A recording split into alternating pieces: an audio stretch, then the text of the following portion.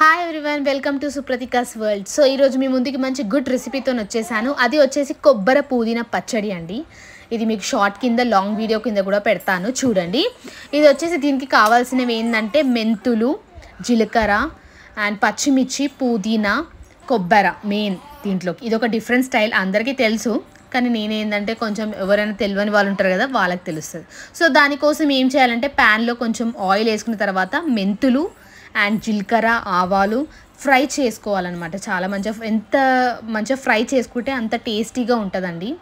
So చాలామంది ఏంటంటే fry చేసుకోరు, అలానే వేసేసుకుంటారు డైరెక్ట్గా, అంత టేస్ట్ ఉండదు.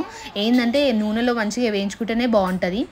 ఆ తర్వాత చూడండి పచ్చిమిర్చి అనమాట. పచ్చిమిర్చి మీరు కట్ చేసుకోవచ్చు, లేదంటే డైరెక్ట్గా కూడా వేసుకోవచ్చు. మనము కట్ చేసి వేసుకున్నా కానీ డైరెక్ట్ వేసుకున్న మిక్సీలోనే వేసుకుంటాం కదా. సో అది వేగిన తర్వాత మనం కొబ్బరి ఉంటుంది కదండి, మనం ఇంట్లో వేస్ట్ అయిపోతుంది కదా కొబ్బరి అనేది, ఇలా కూడా యూస్ చేసుకోవచ్చు. పుదీనా పచ్చళ్ళు మనం దేన్నైనా యూస్ చేసుకోవచ్చు. సో మనం మంచిగా వాష్ చేసుకొని కొబ్బరిలు కూడా వేసి మంచిగా ఫ్రై చేసుకోవాలి. ఆ తర్వాత పుదీనా అండి మెయిన్ ఇంగ్రీడియంట్. ఎందుకంటే పుదీనా మనం చూస్తున్నాం కదా బయట అసలు చాలా బాగా వస్తలేదు. మంచిగా వాష్ చేసుకోవాలండి. వాష్ చేసుకుంటే ఏమున్నా బ్యాక్టీరియా అనేది పోతుంది. సో వాష్ చేసుకున్న తర్వాత పుదీనా అనేది మంచిగా దాంట్లో వేసుకొని ఫ్రై చేసుకోవాలి. ఎంత మంచిగా ఫ్రై అయితే అంత టేస్ట్ ఉంటుందండి. చట్నీకైనా మనం చాలామంది పుదీనా చట్నీ మాత్రమే చేస్తారు, కొబ్బరి పుదీనా చట్నీ మాత్రం చేయరు కదా. ఇది మనకి ఇడ్లీలోకి, దోశలకి, రైస్లోకి చాలా బాగుంటుందండి.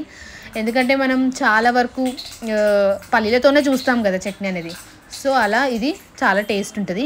మర్చిపోయాను, దీంట్లో మీకోసం మంచి ఉప్పు, ఇంకా పసుపు, కొంచెం చింతపండు కూడా వేసుకోవాలి, నానబెట్టుకోవాలన్నమాట ఒక 1 అవర్ ముందు. ఎంత నానితే అంత బాగుంటుంది. తర్వాత ఇదంతా మిక్స్ చేసిన తర్వాత మిక్సీ పట్టుకోవాలి. మిక్సీ పట్టుకున్న తర్వాత చాలామంది ఏంటంటే వేడిగా ఉన్నప్పుడే మిక్సీ పడతారండి. వేడిగా ఉన్నప్పుడు అస్సలు మిక్సీ పట్టొద్దు. ఎందుకంటే ఏంటంటే ఎలక్ట్రిసిటీ కదా, వేడి అది ఇది బ్లాస్ట్ అయిపోతుంది, అలా మిక్సీ ఖరాబ్ అవుతుంది. మాకు ఒకసారి ఇన్సిడెంట్ అయ్యిందనమాట, అందుకే మీకు చెప్తున్నాను. అండ్ ఒక ప్యాన్ పెట్టి మళ్ళీ దాంట్లో పోపు వేసుకోవచ్చు, అది ఆప్షనల్. మీకు ఇష్టమైన పోపులో ఏమేమి ఉంటాయి, లైక్ అల్లం వెల్లుల్లి పేస్ట్ వేసుకోవచ్చు, ఎండిమిర్చి, కరివేపాకు వేసుకున్న తర్వాత మిక్సీ పట్టుకుని